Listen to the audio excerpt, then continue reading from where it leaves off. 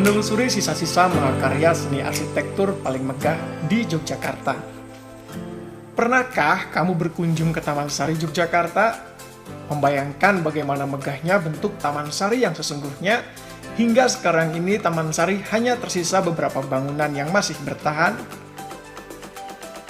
Dibangun pada masa Sri Sultan Hamengkubuwono I tahun 1757 Masehi sampai 1765 Masehi.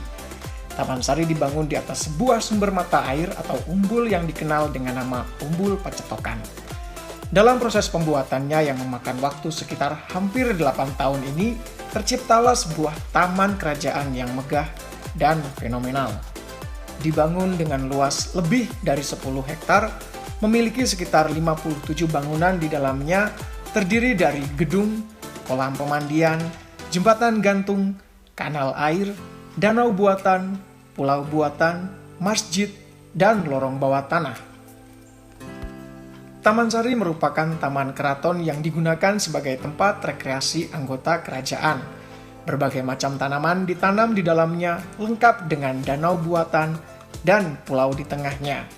Sesekali Sultan menggunakan perahu sampannya yang berlapis emas untuk menyeberangi danau tersebut hanya untuk menuju ke bagian sisi lain taman atau pulau yang ada di tengahnya. Selain bisa dilewati perahu, danau tersebut juga memiliki lorong bawah air yang mampu menghubungkan antara bangunan satu menuju bangunan yang lain. Selain perahu sampan dan lorong bawah tanah, Taman Sari juga dilengkapi dengan jembatan gantung yang dibangun melintasi salah satu kanal yang menghubungkan antara taman sisi barat dan taman sisi timur. Jembatan gantung menghubungkan antara keraton dengan pintu luar benteng yang sekarang dikenal dengan Plengkung Gading atau Plengkung Ngirbaya. Namun, dalam perjalanan waktu, banyak hal yang terjadi secara langsung maupun tidak langsung berdampak kepada kondisi bangunan di Taman Sari. Pada tanggal 7 September 1803, gempa mengguncang Jogja yang diakibatkan oleh letusan gunung di Jawa Barat. Akibatnya, muncul retakan pada kolam-kolam buatan yang mengakibatkan air menjadi rembas dan menghilang. Namun kemudian kerusakan itu mampu diperbaiki 1 bulan setelahnya.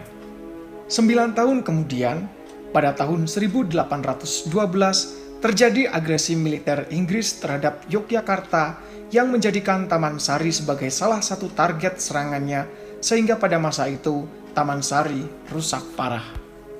Situasi yang memanas membuat pihak keraton tidak memiliki rencana untuk memperbaiki Taman Sari. Apalagi kemudian perang berlanjut pada tahun 1825 sampai dengan 1830.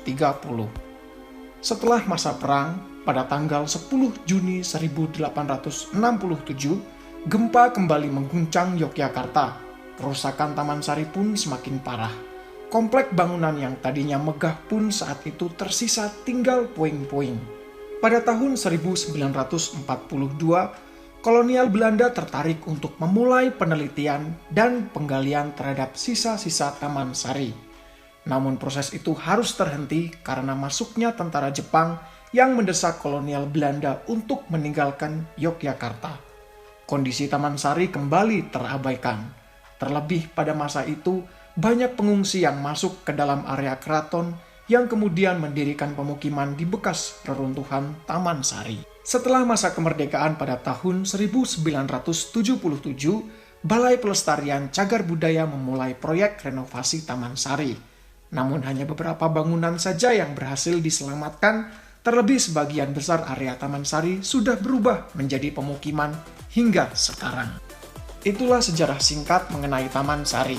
Mengenai bangunan apa saja yang pernah ada di area Taman Sari, serta di mana saja lokasinya, akan saya bahas di episode berikutnya.